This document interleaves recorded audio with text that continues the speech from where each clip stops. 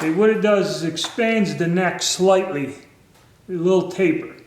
And what that does is it allows the bullet to be able to be seated in there fairly square and get it started. It's all you want to do is get it started. Okay, and that way it won't catch or anything. If you did this in one that wasn't expanded, you see you can't start it, and when it will go up, it'll go up cocked into the seating die. Okay, you want to just expand that gently so you can get it started without it, because the cast bullets will shave off material in that. Now when you could also use this if you have a flat base bullet, because see these taper base bullets, you know, they pretty much, once you size it, pop right in there. But if you had a flat base bullet, you may want to expand it a little also. It's up to you. And like I said, this is specifically made for that caliber. You can get, people will make, using this Lee expansion die, Track of the Wolf will make compression dies and expansion dies for popular black powder cartridges, which you can buy a made insert to go in there, would make this specific to that caliber. You know, I don't know how, if you're going to load a lot. I know I'm going to load a lot in 8mm, so I bought this specific die. You can get by with the Lee. Basically what the Lee would do is go up in like this, and it would bell out the case a little. I kind of prefer this better. It's more control, more uniform, and I like it. So, but that's the only extra step that you're going to have to do with reloading a cast bullet as compared to a jacketed bullet, is you're going to have to expand the neck. And then it's just sized, primed like regular, and when we seat it, we set the seating die. I do have a video on how to set up a bullet seating die, so if you need help on that, just search it on my channel and you'll find that. And it explains how you set the seating die, because I've already done that. Alright, let's go on to the next part. Alright, now we're making different charges on here, so you got to be careful not to mix them up. First thing I do is once the cases are sized, primed, and had the necks expanded, I place them like this upside down in a loading block, so I know there's no charges in here. And because this is, you know, we're having, you know, like this will be one amount of powder, this another amount, and that. You got to pay attention, go slow, and get yourself a little system where you don't mix them up. And then basically when I'm done, I also place them in a box in order, going, you know, left from right. And I know these are the lower charges, and this way it goes up to the higher charges.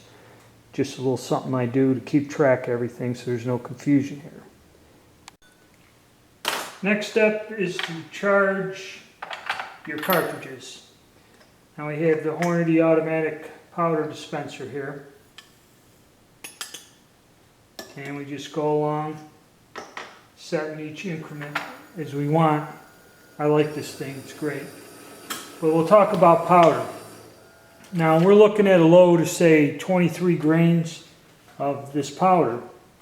And if you go through a chart here, I have a chart in a reloading manual.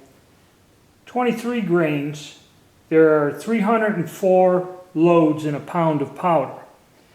And a lot of the loads for cast bullets, you know, like unique, I have one load I use in the 8x56, I think it's 14.5 or something like that, or 14 grains.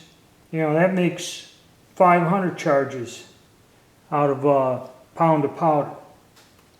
This one here, like I said, if we step it up all the way, go with like 23 or 24, it's like 300 charges out of a pound of powder. So the cast bullets are a little bit more economical, especially if you cast your own and load them up.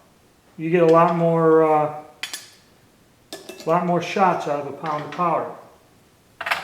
Okay, and that's a little discussion on the pro of using, you know, the advantage of using cast bullets. You can shoot more on a pound of powder. Okay, now we're at the stage where what I do is, because we're using varying amounts of powder. I get my 5 charges of the 1 weight, powder weight. So we leave the station, bring it over in the block. We have our box right here. And then we just go. Our bullets, because the neck's expanded seat there. We load it up into the die.